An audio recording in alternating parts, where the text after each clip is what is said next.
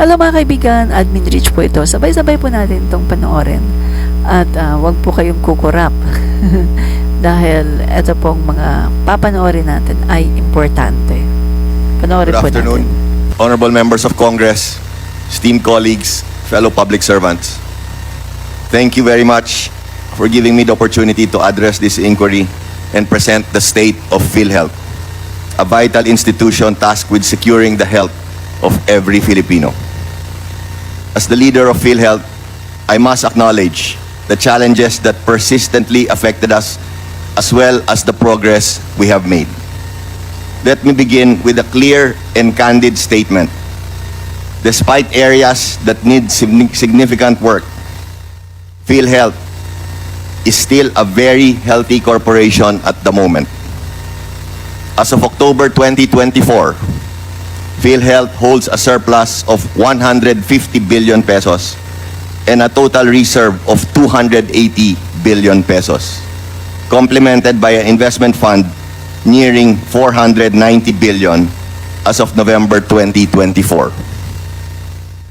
These figures clearly demonstrate that Philhealth is financially robust, well-positioned to sustain operations, and fully capable of addressing the healthcare needs of our 115 million members.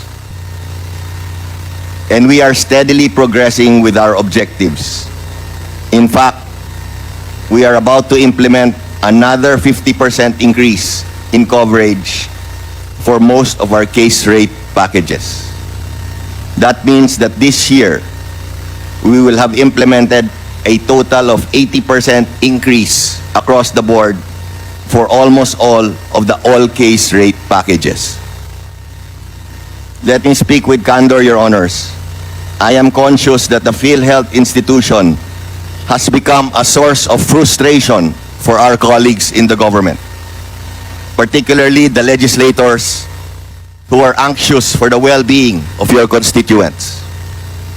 Those last 6 years before I was appointed to Philhealth were particularly difficult, as I understand. Leadership turnover, a new CEO almost every year, created instability and delayed much-needed reforms. Operational challenges were compounded by even more issues that undermined public trust. During the last administration, Philhealth has faced intense scrutiny and many of its shortcomings were exposed. These challenges brought us to a critical juncture, a need for comprehensive reforms at the corporation to rebuild both the institution and public confidence in it. It was in this context that I was appointed under the leadership of our beloved President, Ferdinand Marcos.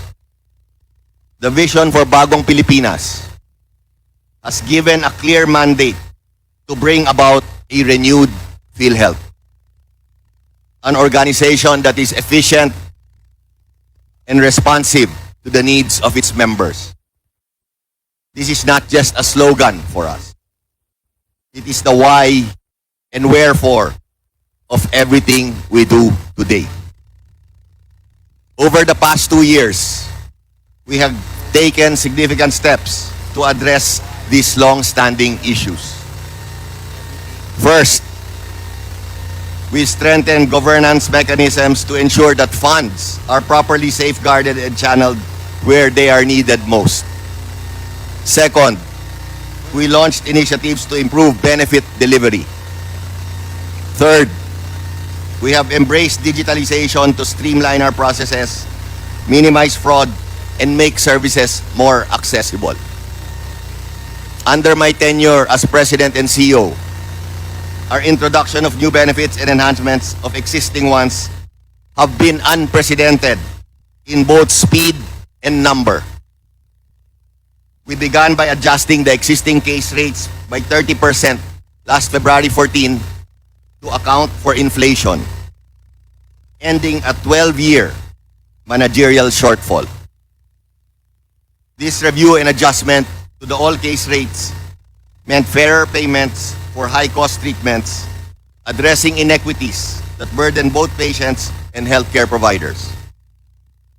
The all case rates is set to be increased yet again, as I said earlier, by another 50% before the year ends. We have enhanced the Z benefit package to include improved coverage for breast cancer. It is now up to 1.4 million from a low of 100,000. Post-kidney transplantation procedures and deceased organ donors. Hemodialysis sessions have been increased from 90 to 144 and most recently to 156 sessions, providing payments of up to 1 million pesos per patient annually to provide more comprehensive support to patients with chronic kidney disease. Rationalized case rates have been introduced for critical conditions such as bronchial asthma, bacterial sepsis of newborns, ischemic heart disease with myocardial infarction, ST elevation myocardial infarction, and severe dengue. We also enhanced packages for acute myocardial infarction, bypass surgeries, and heart procedures, alongside upcoming coverage for emergency care and optometric services.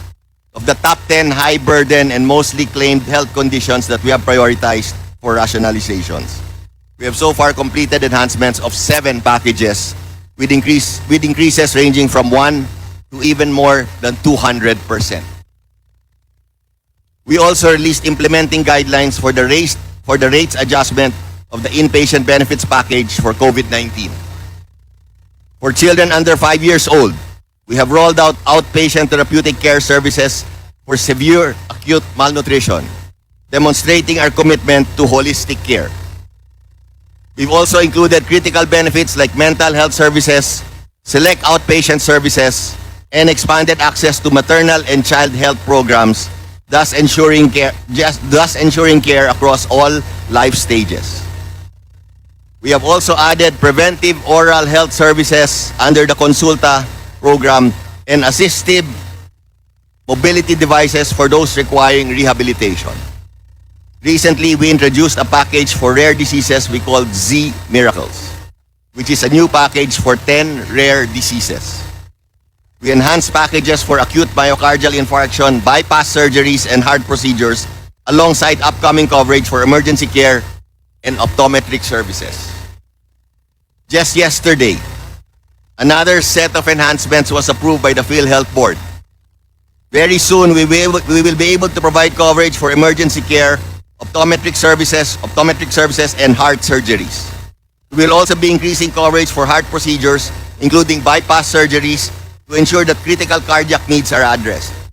We have also enhanced benefits for cataract surgery and lens implantation. We are also now finalizing the guidelines for the enhanced packages for acute myocardial infarction on heart attacks, peritoneal dialysis, and kidney transplants.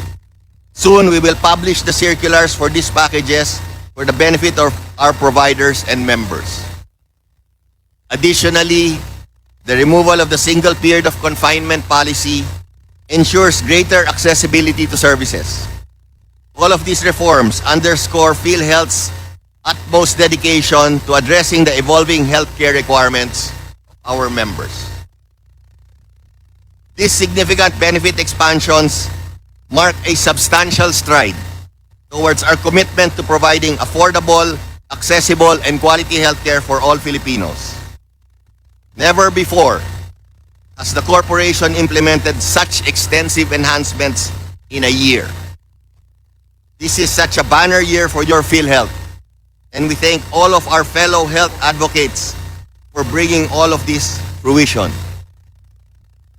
I would like to give special mention to Honorable Speaker Martin Romualdez, who from the second day of my appointment has promised and has constantly delivered on his promise to fully support PhilHealth.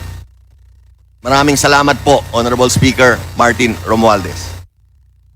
With these enhancements, we aspire to eradicate the financial burden of healthcare costs, facilitate timely access to essential medical services, and ultimately elevate the quality of life for our valued members, the Filipino people.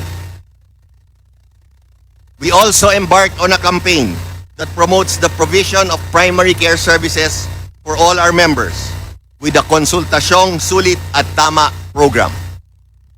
The Konsulta program now provides Filipinos with covered benefits such as consultations with medical professionals, laboratory tests, and essential medications.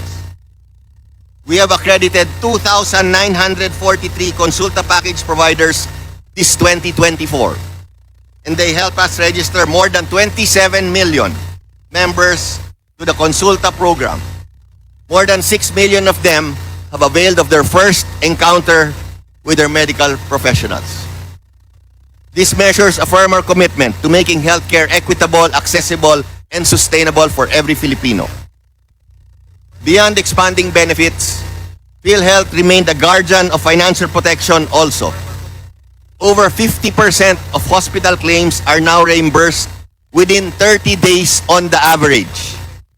This improvement reflects our dedication to make adjustments for efficiency. In the face of significant hurdles, therefore, including the absence of a national government subsidy in this year's budget, Philhealth remains steadily on course in its mission. Our plans to continue expanding aggressively benefits in the coming year, in fact, remain unchanged. While subsidies have historically been vital to enhancing the program and strengthening the healthcare system, Philhealth's financial health enables us to fulfill our obligations and continue providing benefits to members, both direct and indirect contributors. We do wish to manage expectations, but rest assured that for 2024, all benefits will be paid, including those for our most vulnerable members, senior citizens, indigents, persons with disabilities, rebel returnees, and other marginalized sectors. Walang dapat ikabahala ang ating mga kababayan. Sagot po kayo ng Philhealth. What we can assure in any case is that Philhealth management will optimize our resources and will safeguard every peso entrusted to us and make sure it is spent effectively and responsibly. While we have made progress, we acknowledge that much remains to be done. Rebuilding trust is not a one-time effort, but an ongoing process. We continue to engage stakeholders from healthcare providers to local government units to ensure that the benefits we promise are the benefits we deliver. We are proud of our milestones at Philhealth. We also recognize that meaningful reforms require trust, collaboration, and time.